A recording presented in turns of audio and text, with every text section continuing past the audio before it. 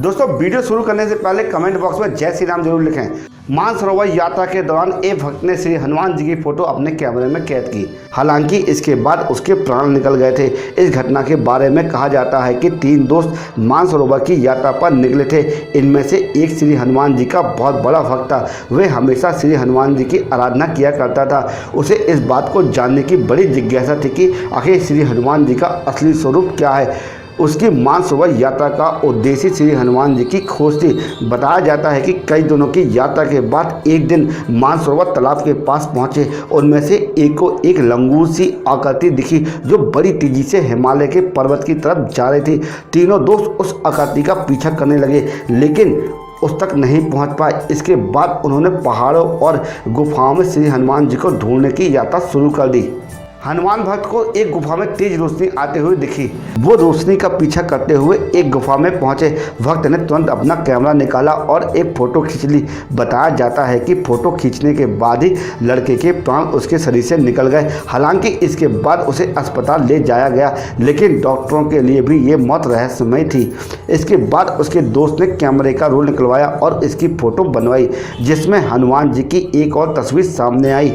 इस फोटो में वह ग्रंथ पढ़ते हुए दिख रहे हैं और वो ग्रंथ कोई और नहीं बल्कि रामायण है।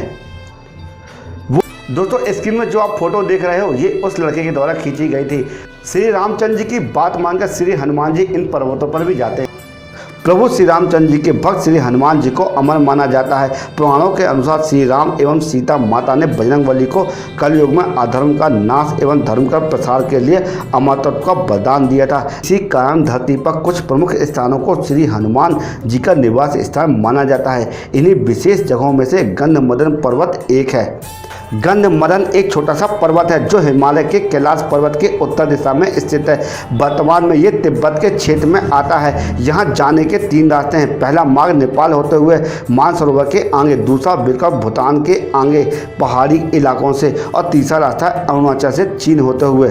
गंधमदन पर्वत बजरंगबली का निवास स्थान है। इस बात की पुष्टि कई पुराण एवं हिंदू धर्म ग्रंथ में हुई है। श्रीमद् भागवत गीता में इस पर्वत के बारे में प्रमुखता से उल्लेख किया गया है। एक अन्य ग्रंथ महाभारत में भी इस पर्वत का विवरण है। इसमें पांडव और हनुमान जी के भेंट के बारे में बताया गया है। हनुमान जी ने पूरी धरती में गंधमदन को ही अपना निवास स्थान क्यों बनाया, इस बात का उत्तर श्रीमद् भागवत पुराण में मिलता है। इस धर्म ग्रंथ के अनुसार जब प्रभु श्री रामचंद्र जी धरती से वैकुंठ को प्रस्थान कर रहे थे तभी उन्होंने हनुमान को धरती पर रहने का आदेश दिया। प्रभु की इच्छा अनुसार बजरंगबली ने ईश्वरीय शक्ति से युक्त गंधमदन को अपना निवास स्थान चुना है। इस पर्वत पर एक मंदिर है जिसमें बजरंगबली के साथ श्री रामचंद्र जी की मूर्ति है। पुराणों के अनुसार इसी स्थान पर प्रभु श्री राम ने वानर सेना के साथ मिलकर रावण के साथ युद्ध के लिए योजना बनाई थी। कई लोगों का मानना है कि आज भी इस जगह पर श्री रामचंद्र जी के चिन्ह मौजूद हैं। यहाँ महर्षि कश्यप ने तप किया था। इसके अतिरिक्त कई ऋषि मुनि, अप्सराओं व किन्नरों ने भी इस पर्वत पर अपना निवास स्थान बना रखा है। गंधमदन पर्वत के नामकरण की कथा भी रोचक है। ग्रंथों के वर्णन के अनुसार इस पर्वत पर कई जड़ी बूटियों के वृक्ष हैं। पूरा वन इनसे सुगंधित होता है। इसी कारण पर्वत का नाम गंधमदन पड़ा।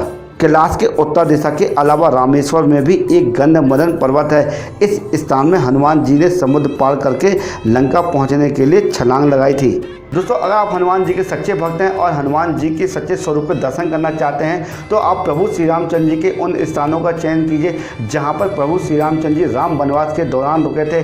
तभी आपको हनुमान जी के सच्चे स्वरूप के दर्शन होंगे। अगर ये वीडियो आपको यूजफुल लगा हो तो कमेंट बॉक्स में जय श्री राम लिखें और साथ में सब्सक्राइब और बेल आइकन घंटी को भी प्रेस कर दें और एक लाइक प्रभु श्री रामचंद्र जी के लिए जरूर करें। जय श्री राम।